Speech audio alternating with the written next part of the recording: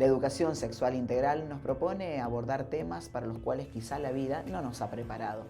Nadie nos habló de educación sexual. Era tabú, había silencios. Sin embargo, hoy como docentes tenemos un enorme desafío en el aula, habitando la escuela. Tenemos que hablar de lo que no nos hablaron. Sin embargo, más allá de esas experiencias personales, de nuestras crianzas y de nuestras creencias, la ESI es ley. Estamos obligados en contexto educativo porque es un proyecto pedagógico pensado en nuestros estudiantes.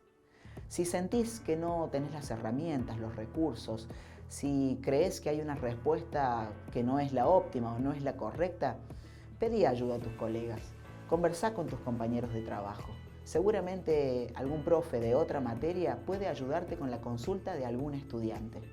Darle la respuesta a tiempo implica incluso salvar su vida. Como docentes nos encontramos frente a un gran desafío.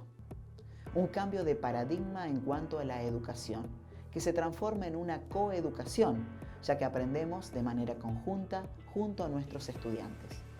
Quizás hay una información que no manejamos, códigos, herramientas, materiales, y estamos todo el tiempo hasta con cierta inseguridad que puede transformarse en miedo. ¿Cómo abordamos aquello de lo que nunca nos hablaron? No te preocupes. El Programa Nacional de Educación Sexual Integral te ofrece materiales acordes a los distintos niveles educativos. Y si no encontrás allí lo que en este momento se está abordando en clase, puedes pedir ayuda o conectarte con organizaciones de la sociedad civil, con el centro de salud y con otras experiencias de otras escuelas. Nuestras prácticas profesionales y docentes deben estar libres de todo tipo de discriminación y de violencia. Los silencios pedagógicos son parte de esa violencia. Si no sabes, pregunta. En tus manos está la posibilidad de salvar la vida de tu estudiante.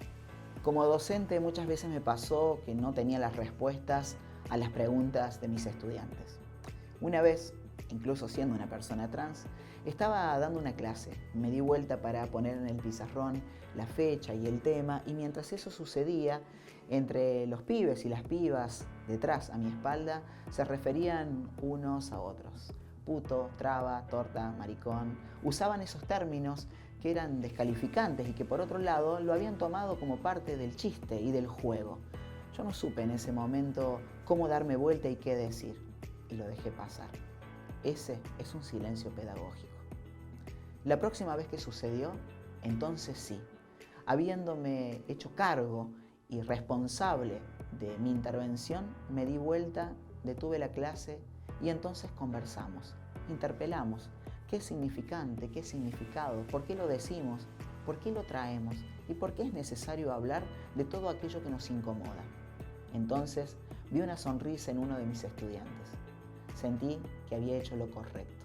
Pero no se trata de un sentimiento, porque los docentes, las docentes, no somos objetores de conciencia. Tenemos que interceder inmediatamente ante una situación de discriminación, de estigmatización.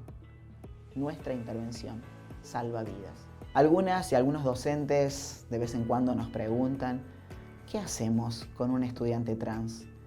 ¿Hay que construir un tercer baño? ¿Lo tenemos que acompañar? ¿Lo cambiamos de curso? ¿Cómo lo anotamos en las planillas de asistencia, en toda su documentación? ¿Qué hacemos? ¿Qué tenemos que incorporar a nuestras prácticas cotidianas? Lo más importante es abrazar, es nombrar y que esa persona se sienta en un lugar seguro, en un lugar de cuidado. Eso, sin dudas, va a darle mayores posibilidades de enfrentar el mundo.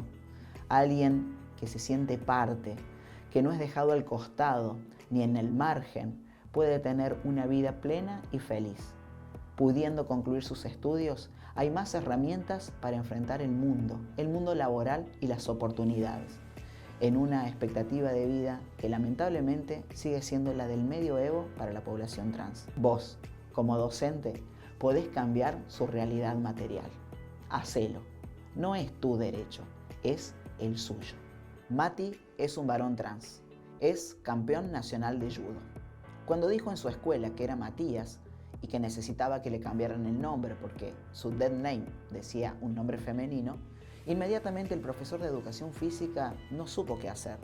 Mati exigía hacer actividades con los varones. Entonces el profesor dijo, ok, si tengo que respetar la ley, lo voy a hacer. Y le dio a los varones, sí, a sus compañeros, 50 abdominales. A Mati le dijo que hiciera 30. Mati, como es campeón nacional de judo, hizo 70, obligando a sus compañeros incluso a hacer muchos más. ¿Cuánto puede un cuerpo? ¿Por qué?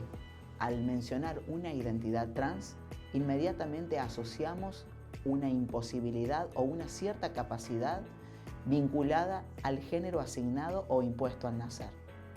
Las vivencias son libres y las experiencias también. Eso que hizo el profesor es violencia y lo aprendió porque Mati fue al INADI y lo denunció. Juan me dice que su mamá no lo deja que sea Juan. Juan tiene la libertad de ser, en la escuela y en cualquier lado, quien es. Sin embargo, como docente, puedo tener la duda de qué hacer. Respeto y acompaño y abrazo a Juan en todo lo que me dice y que necesita, o si llega a la familia e interviene y me interpela e incluso me amenaza con denunciarme porque miro a su hijo y lo nombro, como es, como Juan, y me impone o me obliga a que lo llame con un nombre femenino. En esto no tenemos que tener dudas. En Argentina, la Ley de Educación Sexual Nacional es una ley nacional, como lo decíamos. Por ende, es superior a cualquier reglamento, estamento, ordenanza o cualquier documentación o material de la propia provincia en la que nos encontremos, o incluso de la localidad. En ese sentido, si no llamamos a Juan y no lo tratamos como tal dentro del contexto de la escuela, estamos incumpliendo la ley. En el ámbito de la escuela, de la puerta para adentro, garantizamos derechos. Hacia afuera, ojalá que podamos tener un mejor diálogo con esa familia para que conformemos entre todos una comunidad afectiva, que mire a Juan y lo acompañe en todo su desarrollo, para que en su vida tenga más herramientas y pueda acceder plenamente a todas las posibilidades y oportunidades que la vida le depara. Las niñeces, las adolescencias y juventudes trans que son acompañadas, abrazadas, nombradas, que se sienten amadas, tienen más posibilidades de vida que otras experiencias. Esto construye su identidad, su autoestima y les da posibilidades, fortaleza y un empoderamiento que les permitirá enfrentar todas las hostilidades del mundo. El 50% de las personas que tienen estos abrazos han podido concretar la mayoría de sus sueños o lo están logrando. No miremos para otro lado. De nosotros depende una mejor calidad de vida y una vida plena y feliz.